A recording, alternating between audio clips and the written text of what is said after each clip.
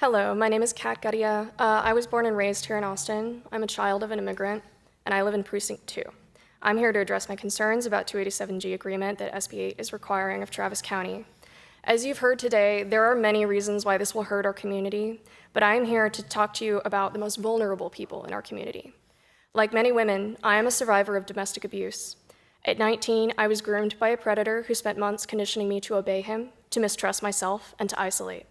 For years, I experienced abuse of every kind: emotional, physical, sexual, and financial.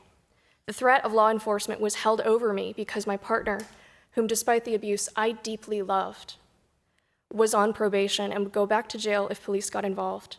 So I lived in constant fear that my abuse would be found out and would lead to the arrest of this person whom I loved.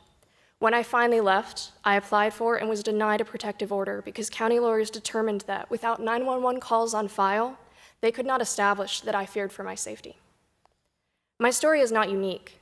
There exists a growing fear among the most vulnerable in our community who face, both for their partners and for themselves, if they are not citizens, also for their children, who are statistically likely to become wards of the state if their parents are deported.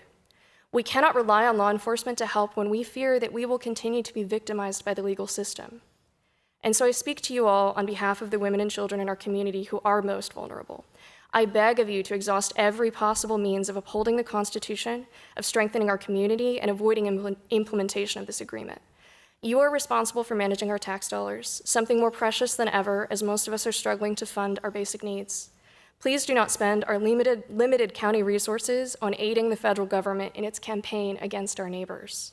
Please do not waste our resources defending against lawsuits, something many other counties have already experienced as a result of their 287G agreements. Commissioners, how will you protect our county, our community, and its resources, like you promised to do in the resolution you passed this summer? Commissioner Shea, how will you not just remind people, but hold our county accountable for how, as you told Katie McAfee on June 18th, our basic constitutional rights are being violated? Thank you. Your time's up.